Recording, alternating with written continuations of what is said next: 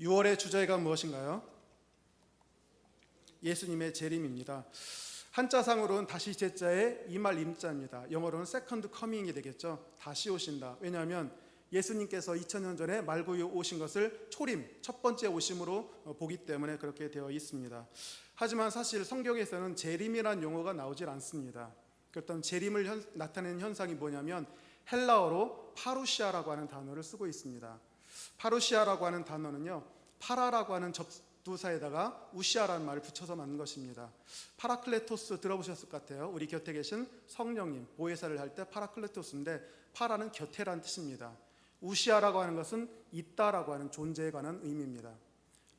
파루시아라고 하는 것은 곁에 계심, 함께 계심이다라고 하는 그런 의미가 된다는 얘기죠. 그래서 파루시아라고 하는 것은요, 횟수 개념이 아니고 떠나셨던 예수께서 눈으로 볼 수 있게 다시 우리 곁에 오시는 것, 그것을 파루시아라고 하는 개념을 쓰는 것입니다. 아마도 사도행전 1장 때문에 이런 개념이 나온 것 같아요. 사도행전 1장에 보면 예수님께서 부활 승천하시죠. 그래서 제자들이 그 광경을 지켜봅니다. 그런데 천사가 나타나서 그런 얘기를 하죠. 갈릴리 사람들아, 왜 이렇게 서서 쳐다만 보느냐. 너희에서 하늘로 올라가신 예수는 하늘로 올라가심을 본 그대로 다시 오실 것이다 라고 하는 말씀을 주셨는데, 바로 이것 때문에 재림, 파루시아라는 개념이 형성되게 된 것입니다. 그렇다고 해서 예수님이 우리와 함께하지 않는가요? 마태복음 28장에는 내가 세상 끝날까지 너희와 항상 함께 있을 것이라 분명히 약속하셨는데, 도대체 이게 파루시아는 어떻게 된 개념입니까? 이것은요, 하나님의 영이고 예수 그리스도의 영이신 성령님께서 우리 각자의 내면에 계시기 때문에 그런 말씀을 해주시는 것입니다. 부활체, 영광을 받으신 성자 예수님은 눈으로 볼 수가 없죠. 언제 볼 수 있냐면 종말의 때, 재림의 때에만 다시 볼 수 있기 때문에 그렇습니다. 아마 예수님과 헤어진 뒤에 석별의 정을 나누는 그 제자들을 향해서 위로의 말씀인 것 같아요. 너희들이 눈으로 나를 다시 볼 날이 있을 것이다. 그날을 기다리고 있어라 라고 하는 그런 의미가 될 것입니다. 그래서 재림이라는 것은요, 우리 기독교인이라면 누구든지 다 환호하고 고대하고 소망해야 되는 내용입니다. 사실 우리 성결교단의 헌법에도요, 이 재림에 대한 규정이 있습니다. 성결교단의 4대 전도표제가 있죠. 중생, 성결, 신유, 재림이 있는데요, 재림에 대한 규정이 있습니다. 그래서 제가 여러분에게 헌법 규정을 하나 읽어드리려고 합니다. 헌법책이고요.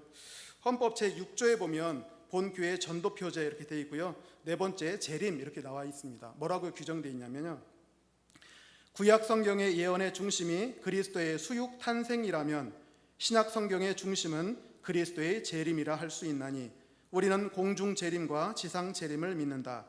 요한계시록은 재림을 전적으로 계시한 성경으로 마지막에 내가 속히 오리라 한 말씀이 3번이나 거듭 기록되었다. 재림은 신앙생활의 요소이며 소망이요 경성이 된다. 이렇게 규정이 되어 있습니다.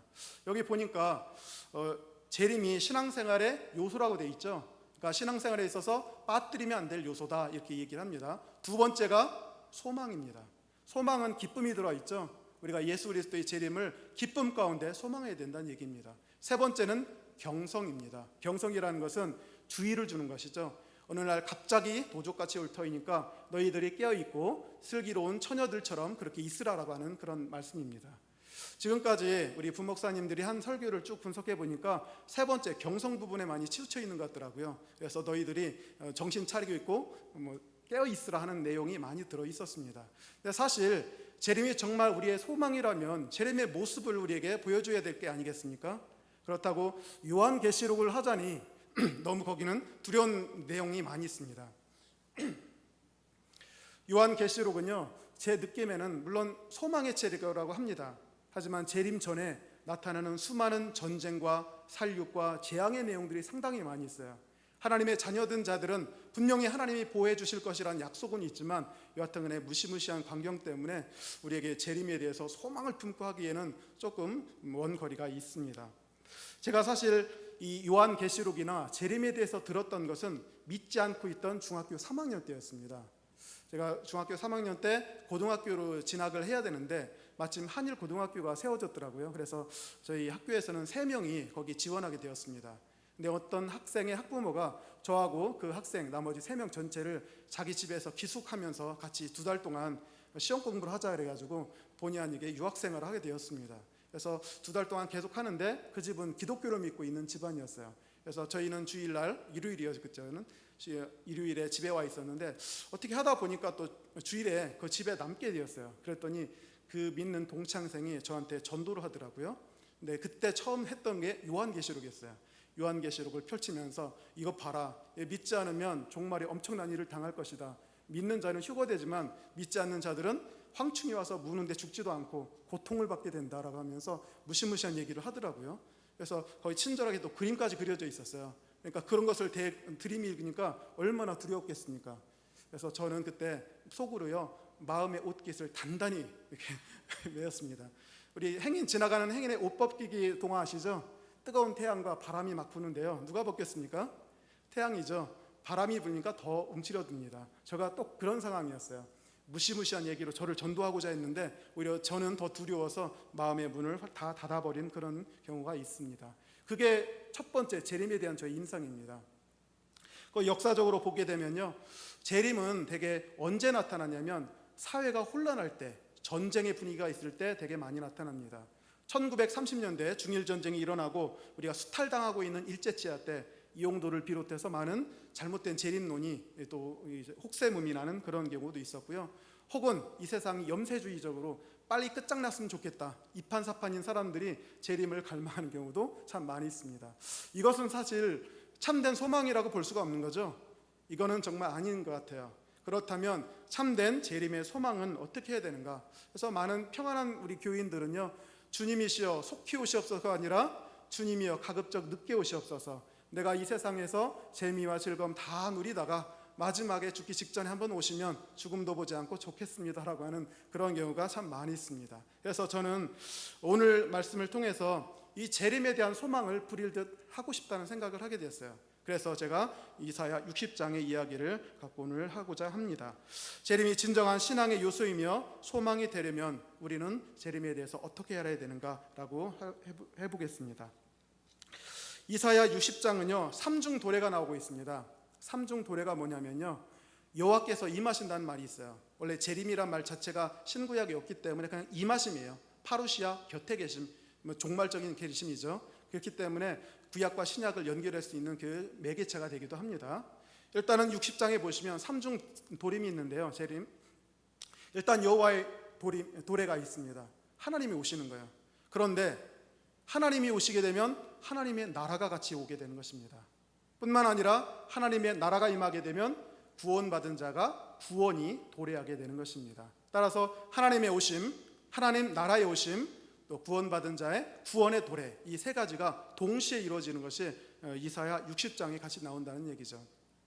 그래서 이 얘기를 할 때는 구약이긴 하지만 신약의 재림과 관련해서 같이 해석해도 상관이 없을 것 같습니다. 일단은 60장 전체적으로 오늘 22절까지 갈 거예요. 굉장히 바쁩니다. 그래서 먼저 여러분들에게 그 배경을 간단하게 소개해 드리도록 하겠습니다. 영화관에 들어가서 중간부터 보게 되면 무슨 얘기하는지 하나도 모를 거예요. 그래서 처음부터 봐야 되는 것인데 마찬가지입니다. 이 예언이 나오게 된 배경부터 여러분에게 잠깐 소개해 드리도록 하겠습니다. 우리가 잘 알듯이 아담과 하와를 지으셔서 에덴 동산에 놓으셨는데 타락하고 말았습니다. 그것은 곧 인류 전체의 죽음이었습니다. 그래서 하나님께서는요 거기서 원복음을 우리에게 제시해 주셨죠. 그래서 여인의 후손이 뱀의 머리를 상하게 할 것이다 라고 하는 원복음을 우리에게 주셨습니다. 하지만 에덴 동산에 쫓겨난 그 인생들은 범죄가 계속했죠. 그래서 그 모습을 보다 못한 하나님께서 한 번 대대적인 심판을 하신 적이 있는데 그게 바로 노아의 홍수였습니다. 하지만 인간을 절멸시키지는 않으셨고요, 오직 의롭다고 하는 노아의 후손들만 남겨놓았습니다. 그래서 인류 역사는 조금 나아질까 생각해 볼 수도 있어요. 하지만 노아의 후손이 번창한 뒤에 나타난 것이 바벨탑 사건이라는 것입니다. 여전히 인간은 하나님을 향해서 끊임없이 도전하고 하나님과 같이 되려는 그런 분위기였다는 것이죠. 그래서 하나님께서는 구원 섭리를 선택하기 위해서 창세기 12장부터 이제 한 사람, 한 가정, 한 민족을 선택하시는 모습으로 섭리가 바뀌게 됩니다. 아마도 그런 것 같아요. 만민 중에서 딱 한 특정한 부류의 사람들을 골라서 하나님 백성 만들어 주신 것 같아요. 하나님 백성 만들고 그들에게 하나님의 복과 기쁨을 주실 것 같아요. 그렇게 되면 믿지 않는 많은 지상에 있던 민족들이 결국은 참다운 하나님께로 돌아올 것이 아닌가 이렇게 생각할 수가 있습니다. 그래서 아브라함의 역사가 시작되고요. 아브라함에게 가나안 땅을 주시고 또한 그 백성을 바다의 모래알같이 그리고 별같이 많아지게 할 것이라 말씀하셨습니다. 결국은 하나님이 요구하시는 것은요, 가나안 땅에 하나님의 친백성을 만드시는 것이었어요. 그래서 그들을 통해서 하나님을 섬기는 자, 진정한 하나님을 섬기는 백성의 그 아름다움을 만방에 보여주고자 했던 것 같습니다. 그래서 결국은 주변에 있던 많은 민족들이 스스로 신들을 찾아보는 거예요. 이 신도 찾아보고 저 신도 찾아보고 섬기다가 결국은 그 허망한 것들 다 버리고 살아계시고 유일하신 하나님께로 돌아오게 하는 장치가 바로 유대인들이 아니었나 생각이 됩니다. 하지만 가나안 땅에 들어온 유대인들이 과연 하나님의 친백성, 정말로 백성이 되었을까 의문이 됩니다. 그들이 가나안 땅에 들어와서 한 일은요, 다른 민족하고 하등 다를 바가 없습니다. 범죄할 건 다 하고요, 우상 숭배할 거 다 합니다. 그래서 하나님께서 계속해서 징벌을 내리시고 응징하셨어요. 하지만 그들은 돌이키지 않았고 결국은 하나씩 멸망해 가기 시작합니다. 그래서 기원전 722년에 북조라고 하는 나라는 아시리아에 의해서 파멸되게 됩니다. 그리고 많은 사람들이 잡혀가게 됐죠. 남쪽에 있던 유다는 조금 정신을 차려야 되는데 그들도 역시 마찬가지였어요. 참된 예언자들이 나타나서 끊임없이 회개하라, 돌이키라, 그렇지 않으면 하나님의 징벌이 있을 거라 하지만 오히려 참된 선지자를 핍박하고요, 잘못된 신앙관에 의해서 결국은 그 허망방탕한 그 삶을 계속하게 됩니다. 그러다 결국 하나님께서 기원전 586년에 바벨론에 의해서 남조 유다까지도 멸망시켜 버리셨고요, 대부분의 사람들 다 포로로 끌어가게 되었습니다. 이렇게 보면 결국은 하나님의 약속이 휴지 조각된 것 같아요. 너희 자손을 영원히 이 땅에 심으시리라, 그리고 그들을 보호하시리라, 너희의 하나님이 되리라, 이런 좋은 약속을 주셨는데 결과적으로 본다면 결국은 그 민족이 망했고 다 잡혀가서 가나안 땅이 텅 비었지 않습니까? 결국은 하나님의 문제가 있는 것이 아닌가. 그래서 바벨론에 멸망당한 것은 이 유대인들에게는요, 신학적 충격이었다고 합니다. 어마어마한 충격이었대요. 그동안은 우리들은 선민이다, 절대로 하나님이 우리를 버리시지 않고 멸망하지 않는다는 생각을 강하게 갖고 있었는데 이미 나라가 망해버렸잖아요. 그래서 바벨론 포로 기간 동안에 그들이 곰곰이 생각을 시작했다는 것입니다. 오히려 전화위복이 된 것 같아요. 하나님께 문제가 있었는가? 우리에게 문제가 있었는가? 바로 우리에게 문제가 있었다는 것입니다. 그래서 그때부터 종교 체제가 완전히 바뀌게 되었고요. 그래서 우리가 알고 있는 유대교는 바벨론 포로 기간부터 시작됐다고 합니다. 성전 중심에서 회당 중심으로 바뀌었고요, 제사를 드리는 것에서 이제 말씀 중심으로 바뀌게 되었습니다. 그래서 철두철미하게 율법 중심으로 그렇게 나아간 것이 바로 이때라고 얘기를 합니다. 그러나 절망과 좌절이죠. 그 수많은 강대한 나라들 틈바구니에서 포로로서, 노예로서 살아간다는 것이 녹록지는 않았을 것입니다. 그래서 예언 경향이 많이 바뀐다고 합니다. 나라가 멸망하기 전에는 심판의 메시지가 많았어요. 예레미야를 통해서 만약 심판이 있었는데, 포로 기간 중에는 이렇게 자신들의 처절하게 낮아진 모습 가운데는 위로의 메시지가 많이 등장합니다. 우리가 잘 알고 있는 이사야 40장, 거기서부터는요, 포로 중에 있는 유대인들에게 위로의 메시지가 전달된 것을 기록해 놓은 것이라고 얘기를 합니다. 그러면서 너희들 절망하지 말아라, 이제 하나님 앞에 낮아지고 겸손해졌으니 하나님께서 너희를 다시 들어 세우실 것이다. 너희들은 반드시 고국으로 돌아갈 것이고 그 어떤 장애물도 막지 못할 것이다. 사막이 대로가 될 것이고 거기는 아름다운 꽃이 피게 될 것이고 거기에는 강수가 흘러서 너희들이 고향에 돌아가는 길을 축복해주며 노래하게 될 것이라는 예언이 그렇게 되어 있습니다. 그래서 포로 중에 있던 사람들은요, 이런 예언을 통해서 많은 위로를 받았을 것 같아요. 근데 하나님께서 신실하셔서 70년 만에 정말로 돌아가게 하셨어요. 바벨론, 영원할 것 같았던 그 강대국이 페르시아에 의해서 멸망하게 되었고요, 제1대 고레스 왕에 의해서 결국은 이제 귀한 영이 내려지게 됩니다. 그래서 많은 사람들이 이제 고국으로 돌아오게 되었죠. 그래서 고국에 돌아오기만 한다면, 성전만 세우게 된다면 이제 하나님께서 역사하셔서 그 예언자들이 말했던 그 놀라운 광경, 모든 민족이 자기 유대 민족에게 절을 하고 그 다음에 만방이 예루살렘으로 순례가 오는 그 아름다운 광경을 꿈꾸기 시작했던 거였어요. 그런데 사실 역사가 진행되면서 그런 일이 이루어지질 않았어요. 우리가 잘 알고 있다시피 포로들이 돌아왔긴 했지만, 성전은 간신히 지었긴 했지만 그렇게 예언자들이 얘기했던 찬란한 미래가 속히 오지 않았다는 얘기예요. 이게 여러분들이 환멸이라고 많이 해보셨을 거예요. 환멸, 기대가 컸는데 그게 되지 않았을 때 느끼는 좌절과 절망감, 그리고 마음의 반발심, 이런 것들이 있을 거예요. 그래서 포로 이후에는 사람들의 반발심이 굉장히 컸다 얘기를 합니다. 그때를 돌아볼 수 있는 것이 바로 느헤미야, 에스라 이런 책들이고요. 말라기까지 여기 포함된다고 합니다. 말라기에 보면요, 이런 얘기가 있어요. 그 시대 사람들이 하나님을 경배하지 않으려 합니다. 더 이상. 왜냐하면 한번 환명을 겪었기 때문에 하나님 더 이상 못 믿겠다. 그래서 제물은 드리긴 드리는데 눈먼 거, 병든 거, 저는 거 이런 것과 다 드리고요. 11조 헌물 다 떼어 먹고요. 이렇게 얘기를 합니다. 제사장들도 마찬가지였어요. 제사는 드리면서 하는 얘기가 아유, 이 번잡한 일을 언제까지 해야 되냐 하면서 귀찮아하는 그런 모습이 여기 등장하고 있다는 것입니다. 포로 후기 이해할 만합니다. 왜냐하면 비록 포로 생활에서 돌아오긴 했지만 예루살렘 혹은 유대라 가는 것이 페르시아 제국의 변방이거든요. 변두리 지역이에요. 그리고 거기는 시안도 잘 되어 있지 않습니다. 그렇다 보니까 도시는 텅 비어 있죠. 공동화 현상이 일어납니다. 치안이 잘 안 되니까 거기에서는 강도도 많고요. 살육이 일어납니다. 유혈 사태가 가끔 일어나기도 합니다. 성벽은 소실되고 도대체 이것이 하나님의 땅이 맞는지, 이것이 하나님의 도성이 맞는지 의구심을 품을 만한 때가 됐다는 얘기입니다.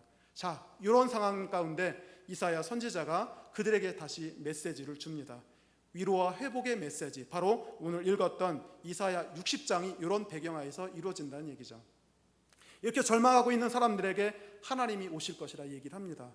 아까 얘기했던 파루시아, 하나님께서 지금 눈에 보이지 않고 아무것도 없는 것 같지만 너희들에게 임재하실 것이다. 임재하게 되면 어떤 일들이 벌어지는가? 다양한 일들이 벌어질 거예요. 그래서 그 모습이 바로 예수님이 재림하셨을 때 우리의 모습도 추정해 볼 수가 있다는 것입니다. 자, 그런 배경하에서요 1절부터 3절까지 제가 읽어봅니다. 일어나라, 빛을 발하라. 이는 내 빛이 이르렀고 여호와의 영광이 내 위에 임하였음이니라. 보라, 어둠이 땅을 덮을 것이며 캄캄함이 만민을 가리려니와 오직 여호와께서 내 위에 임하실 것이며 그의 영광이 내 위에 나타나리니 나라들은 내 빛으로, 왕들은 비치는 내 광명으로 나오리라. 얼마나 위대한 선포입니까? 좌절과 절망에 빠져있는 사람들에게 하나님께서 갑자기 오셨어요. 그러면서 뭐라고 합니까? 좌절의 자리에서 털고 일어서래요. 그러면서 빛을 발하라고 얘기를 합니다. 물론 우리는 빛을 발할 수가 없습니다. 우리 발광체가 아니기 때문에 그렇죠. 그 얘기는 결국은 하나님께서 우리에게 빛을 쏘아주시겠다는 얘기입니다. 우리는 그 빛을 받게 되면요 얼마든지 반사해서 이 세상을 비추는 빛이 될 수 있다는 것을 얘기해 줍니다. 빛을 발하라. 이는 내 빛이 이르렀고 여호와의 영광이 내 위에 임하였음이니라. 이게 바로 하나님의 오심의 뜻입니다. 하나님은 빛의 근원이 되시죠. 따라서 그분이 임재하신다는 것은 곧 빛이 임한다는 것입니다. 그동안 슬픔과 좌절, 어둠 가운데 있던 백성들에게 일어나라, 털고 일어나라, 그리고 빛을 발하라고 하는 명령을 주실 수 있는 근거가 된다는 얘기죠. 이제 내가 곧 너희에게 빛으로 임할 것이니 걱정하지 말고 일어나서 빛을 발하라고 얘기를 하고 있습니다.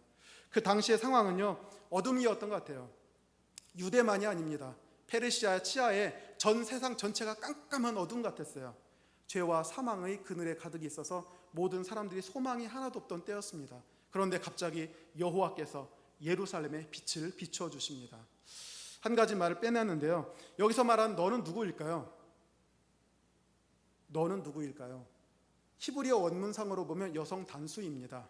여성 단수, 남성에게 하는 것이 아니고요 여성에게 하시는 말씀이에요. 그래서 결국은 예루살렘이나 시온이 그 대상이 될 것이다, 많은 학자들이 보고 있습니다. 하나님께서 시온과 예루살렘을 향해서 이와 같이 일어나서 빛을 발하라고 얘기를 하고 있습니다. 여러분들이 아마 무대 보셨을 것 같아요. 깜깜한 무대에 스포트라이트가 하나 비치게 되면 거기만 주목하게 되죠. 다른 것은 깜깜하니까. 그러면서 모든 시선이 그 스포트라이트로 집중이 됩니다. 마찬가지였어요. 그 당시 이사야가 예언하던 그 당시는 너무나도 암흑과 절망 가운데 있는 세상이었기 때문에 소망 둘 곳이 하나도 없었어요.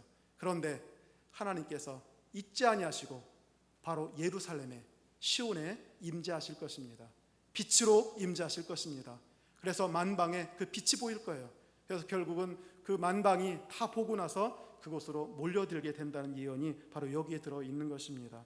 나라들은 내 빛으로, 왕들은 비치는 내 광명으로 나오리라. 이 얼마나 영광스러운 것입니까?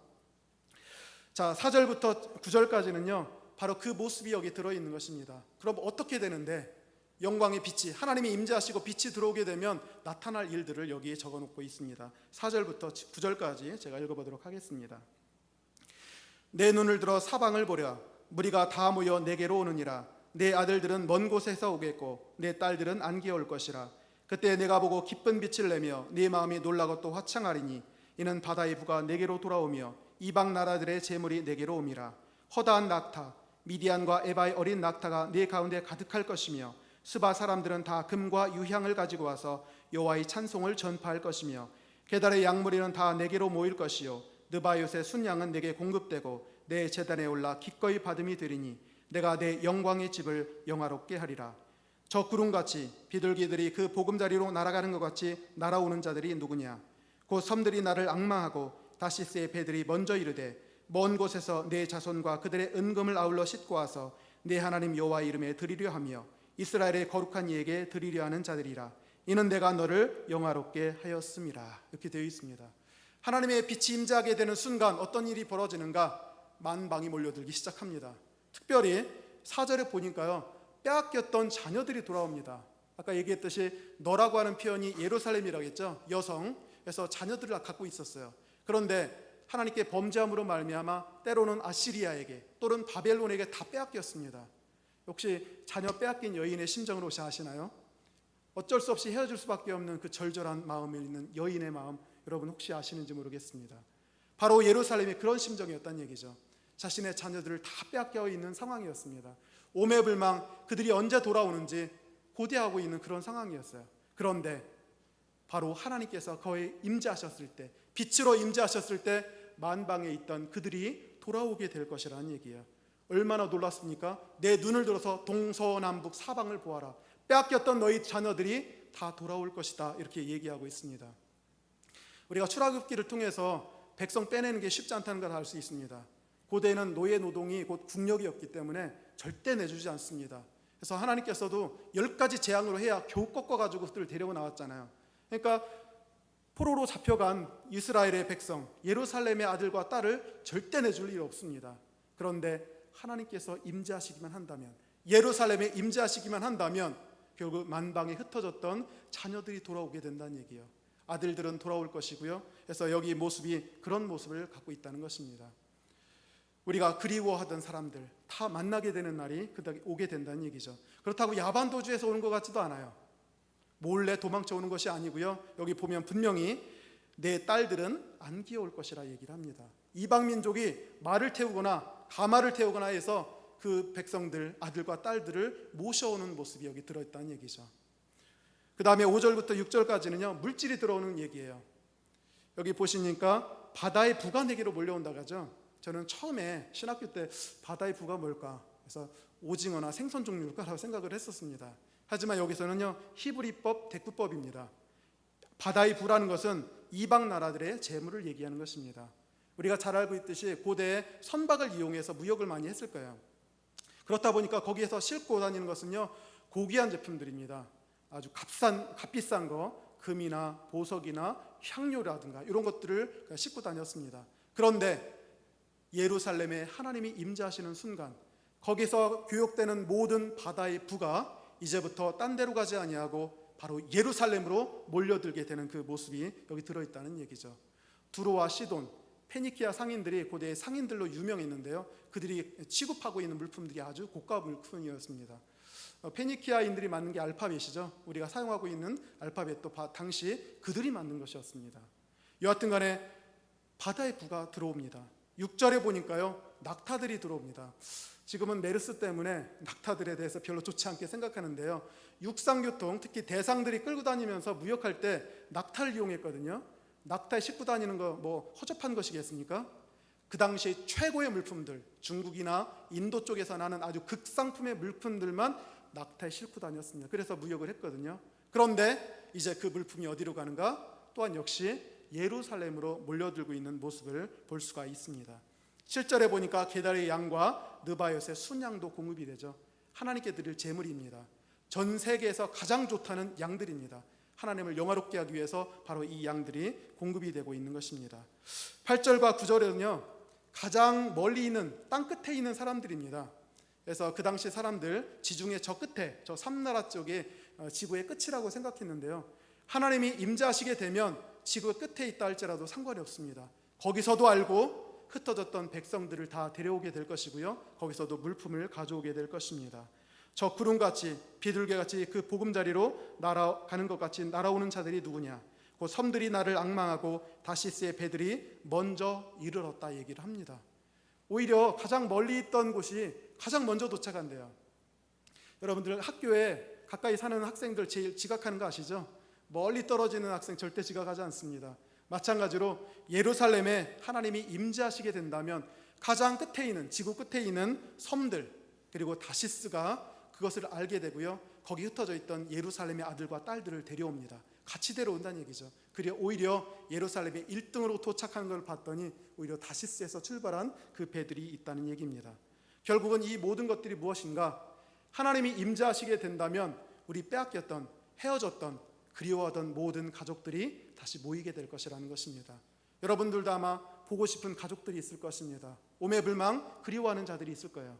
그날에 예수님께서 혹은 하나님께서 임재하시는 날 바로 우리는 다 모여들게 된다는 얘기죠.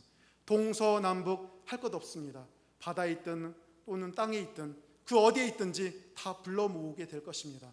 그들이 모여드는 것에 막을 수 있는 그런 것은 아무것도 없게 될 것입니다. 바로 이것이 종말에 있을 아름다운 모습이라고 그려지고 있습니다. 자, 10절부터 12절까지는요. 그렇게 많은 사람들이 몰려들었습니다. 재물까지 다 몰려들었거든요. 이제부터 예루살렘을 재건하는 모습이 나옵니다. 10절부터 12절 제가 읽습니다. 내가 노하여 너를 쳤으나 이제는 나의 은혜로 너를 불쌍히 여겼은즉 이방인들이 내 성벽을 쌓을 것이요 그들의 왕들이 너를 섬길 것이며 내 성문이 항상 열려 주예로 닫히지 아니하리니 이는 사람들이 내게로 이방 나라의 재물을 가져오며 그들의 왕들을 포로로 이끌어옴이라. 너를 섬기지 아니하는 백성과 나라는 파멸하리니 그 백성들은 반드시 진멸되리라. 이렇게 되어 있습니다. 예루살렘 비난했습니다. 텅 비어 있었어요. 슬펐어요. 외로웠어요. 그런데 갑자기 하나님께서 임재하시니까 재물과 백성들이 들어오고요. 여러 가지 것들이 다 들어왔습니다. 이때부터 성벽을 쌓기 시작했습니다. 예전에 분명히 하나님께 범죄했을 때는 하나님께서 이방민들을 채찍과 몽둥이 드셨죠. 아시리아든가 바벨론을 통해서 그 성벽을 다 허물어 버렸어요. 그리고 살육을 일어나게 했습니다. 하지만 하나님이 다시 임재하시게 되는 날 오히려 거꾸로 역전현상이 일어납니다. 성벽을 허물던 자들이 이제 돌아와서 성벽을 쌓아줍니다. 포로로 잡아가서 군림하고 다스렸던 왕들이 도리어 이제 유태인들을 섬기기 시작하는 모습을 여기서 볼 수가 있다는 얘기죠. 얼마나 화평과 평화가 일어나겠습니까? 예루살렘이 성전이 다시 회복이 되는 것입니다. 그러면서 성전 문이 활짝 성문이 열려서 닫히지 않는다 얘기합니다. 고대는 해 떨어지자마자 문 닫았다가요 해가 뜨면 곧바로 엽니다. 안전 문제 때문이죠. 그런데 여기 보니까 하나님이 임재하시게 되면 성문 더 이상 닫을 필요가 없다는 것입니다. 하나님이 거기 계신데 누가 침범하겠습니까? 절대적인 평안과 안정을 우리에게 알려주신다는 얘기죠. 그뿐만 아니라 성문을 닫을 수 없는 이유가 그렇게 많은 물질들이 주야를 불구하고 계속 들어오기 때문에 성문을 닫을 수가 없대요. 그리고 전쟁을 했다 하면 이기기 때문에 그 개선 행렬을 밤에도 받기 위해서 성문을 도저히 닫을 수가 없다는 얘기입니다. 결국 하나님이 임재하시게 되면 허물어졌던 것이 다시 회복될 것이고 그리고 절대적인 평강이 이루어질 것입니다. 우리를 두렵게 할 자, 우리를 무섭게 할 자 절대로 있을 수가 없다는 것입니다. 13절과 14절은요 성전이 다시 회복됩니다. 파괴되었거든요. 하나님 섬기지 않을 때 성전이라도 다 무너져 버립니다. 돌 위에 돌 하나라도 남지 않습니다. 그러나 하나님이 다시 임재하시게 되면 그 성전이 아름다워집니다. 하나님을 영광을 받지 못하셨는데 이제부터는 하나님이 온전한 영광을 받으시게 될 것입니다. 13절입니다. 레바논의 영광 곧 잣나무와 소나무와 황양목이 함께 내게 이르러 내 거룩한 곳을 아름답게 할 것이며 내가 나의 발둘 곳을 영화롭게 할 것이라. 너를 괴롭히던 자의 자손이 몸을 굽혀 내게 나오며 너를 멸시하던 모든 자가 내 발 아래에 엎드려 너를 일컬어 여호와의 성읍이라 이스라엘의 거룩한 이의 시온이라 하리라. 이게 되어 있습니다. 우리 솔로몬 때 잘 알 거예요. 성전을 짓기 위해서 레바논에 있는 많은 좋은 나무들을 구해왔습니다. 이스라엘 땅은요, 기후 때문에 이제 변변한 나무 없습니다. 그러나 조금 북쪽에 레바논의 산림지대는 아주 쭉쭉 잘 자란 침엽수들이 많이 있습니다. 그걸 베다가 성전을 짓기 시작했는데요, 솔로몬 때는 바로 하나님이 종말에 받으실 그 영광의 모습을 살짝 맛보게 해준 것 같습니다. 하지만 지금의 모습은요, 영원한 영광입니다. 더 이상 허물어지지 않을 그 영광을 위해서 하나님께서 그의 성전을 아름답게 해주신다는 것입니다. 비록 지금 하나님이 이 온 세상을 다스린다고 하지만 하나님이 멸시받는 경우가 많이 있죠. 믿지 않는 자들, 이종교들. 하지만 그분이 오시면, 그분이 종말에 오시게 된다면 그분의 영광은 영원할 것이고요, 완전해질 것입니다. 바로 그런 모습을 우리에게 위해서 알려준다는 것입니다. 그러면서 괴롭혔던 자들도 그 하나님 까닭에 이스라엘에게 부복하고 엎드리는 모습이 여기 들어 있습니다. 15절부터 마지막 절까지는요, 자, 재물도 들어들었고요, 자녀들도 많아졌습니다. 예루살렘이 재건되었고 성전도 이제 복구되었습니다. 이제부터 이스라엘 내부에 변화가 시작됩니다. 하나님과 함께 살려면요, 변화가 되어야 되거든요. 그 모습이 여기 들어 있습니다. 15절과 16절, 하나님과의 관계가 바뀐다는 내용입니다. 전에는 내가 버림을 당하며 미움을 당하였으므로 내게로 가는 자가 없었으나 이제는 내가 너를 영원한 아름다움과 대대의 기쁨이 되게 하리니 내가 이방 나라들의 젖을 빨며 무왕의 젖을 빨고 나 여호와는 내 구원자 내 구속자 야곱의 전능자인 줄 알리라. 이렇게 되어 있습니다. 하나님의 범죄했을 때는요, 하나님과 원수가 되는 거죠. 그거는 이스라엘 민족이라 해도 상관없이 동일하게 적용되는 것입니다. 하지만 주님께서 임하시게 된다면, 하나님께서 임재하게 된다면 더 이상 그런 일은 이루어지지 않는다는 얘기예요. 왜 이스라엘이 버림받고 또한 미움받았습니까? 그들의 범죄함 때문이 아니겠습니까? 그러나 주님께서 빛으로 임하시게 된다면 더 이상 그런 미움과 또한 버림을 당하는 일이 없을 것이다 얘기를 하고 있습니다. 그래서 내게로 가는 자가 전혀 없었다는 얘기죠. 그래서 하나님과의 관계가 결국은 가만히 보면요, 하나님의 관계가 좋지 않으면 사람들 사이에서도 관계가 별로 좋지 못하다는 것을 확인해 볼 수가 있습니다. 1997년 제가 기도원에서 처음 은혜 받고 이제 믿음을 시작했을 때 경험했던 내용입니다. 전에 한번 얘기한 것 같아요. 어떤 결혼 정년기를 지난 처녀가 왔더라고요. 그래서 거기 와가지고 얘기하더라고요. 자기가 손만 보면 닿고 미끄러집니다. 잘 되듯 해도 마지막 가서는 안 되거든요. 그래서 거의 자포자기하던 심정이 됐는데 마지막으로 이 기도원에 한번 왔다 가면서 거기 왔더라고요. 근데 원장 목사님하고 무슨 얘기를 했는지 모르겠지만 그 여인이 한 7일 정도 금식하는 것 같더라고요. 금식하니까 그 사이에 뭐 여러 가지 회개할 것은 다 회개하고 내려놓을 거 다 내려왔던 모양이에요. 끝나고 나서 7일간 보호식을 하게 되는데 갑자기 맞선 제의가 들어온 것입니다. 우리가 보기에 7일 동안 하면서 얼굴이 쏙 빠지더라고요. 멀쩡했을 때도 남자들이 걷어찼는데 저렇게 완전히 빠진 상황에서 과연 될까 하면서 좀 늦추라고 많은 사람들이 그런 얘기를 했습니다. 근데 아니래요. 여기서 해야 된다고 그렇게 하더라고요. 그래서 우리들은 이제 같이 아자 하면서 응원을 해줬어요. 저게 과연 될까 하면서 제가 보기에도 조금 모습이 좀 그랬어요. 그런데 갔다 와서 하는 얘기가 됐대요. 결혼을 전제로 했는데 됐다고 얘기하더라고요. 참 이상해요. 남자들은 되게 외모잖아요. 외모를 중시하는데 지금 평소에도 별로 싫어했는데 왜 지금 상황이 된 것일까? 그래서 가만히 생각해 보면 그런 것 같아요. 하나님과의 관계성, 그게 문제가 됐던 것 같아요. 그렇다고 여기 뭐 결혼 못하신 처녀들에게 금식하면 다 결혼한다 이런 얘기를 하는 게 아니고요. 본질은 하나님과 나의 관계가 중요하다는 것입니다. 그래서 그동안 뭔가를 모르겠어요. 막혔던 무엇인가가 있을 수 있는데 바로 그 기회를 통해서, 금식을 통해서, 회개를 통해서 내려놓았던 것입니다. 그리고 나서 하나님과의 관계가 좋아지니까 뜻밖에도 이 다른 남성들이 보기에도 아름다워 보였던 것 같습니다. 그런데 그런 현상이 바로 예루살렘에도 나타났던 얘기예요. 범죄했을 때는 하나님이 미움당하게 하고 버림당하게 했어요. 결코로 그 여인에게 가지 못하게 했습니다. 하지만 이제 주님이 임재하셨잖아요. 뭐라고까지 표현하냐면 이제는 내가 너를 영원한 아름다움과 대대의 기쁨이 되게 하겠다. 여인에게 이것보다 더 큰 축복이 있겠습니까? 너를 영원한 아름다움으로 삼겠다. 너를 많은 사람들에게 기쁨의 근원이 되게 하겠다. 이게 바로 회복된 자가 누리를 큰 축복이라는 얘기죠. 주님이 오셨을 때 이런 변화가 일어나게 되는 것입니다.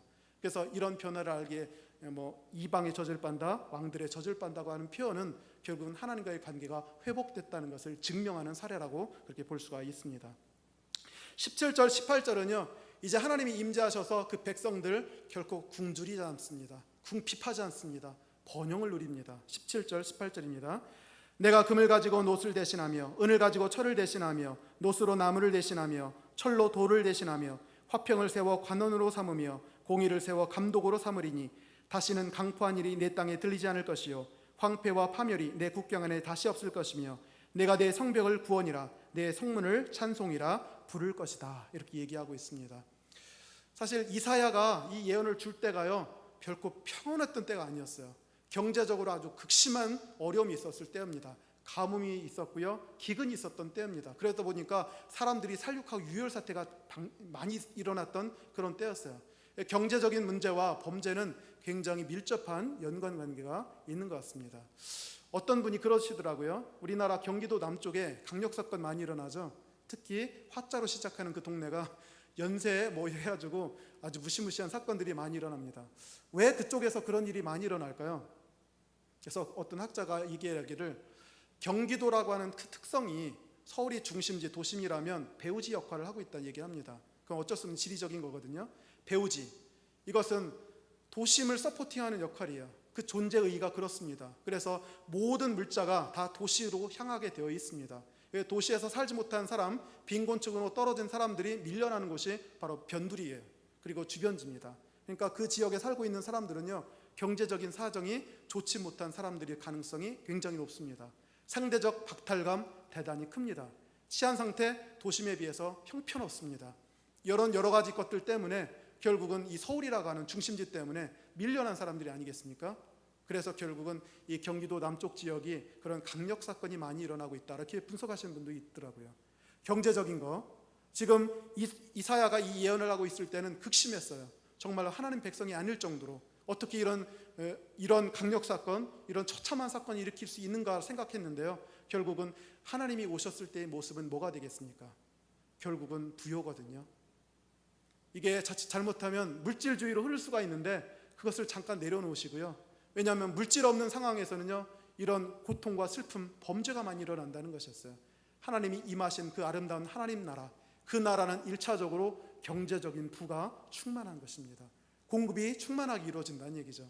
누구라도 배고프거나 결핍한 그런 상황이 아니 되는 그런 상황입니다. 그래서 주님께서는요 그 나라만큼은 금으로 은으로 모든 것들을 대신해 주십니다. 그래서 금을 가지고 노를 대신하고 은을 가지고 철을 대신하고 노수로 나무를 대신하고 철로 돌을 대신하고 또한 그 사회에 화평과 또한 공의를 세워주십니다. 경제적으로 어려우면요 이거 잡기 힘듭니다. 그러나 하나님께서 임재하신 그 나라는요 물질이 풍성하게 공급되기 때문에 결국은 화평해질 수가 있다는 얘기죠. 다시는 강포한 일이 내 땅에 들리지 않을 것이고 황폐와 파멸이 내 국경 안에서 다시는 들리는 일이 없을 것이라 얘기를 합니다.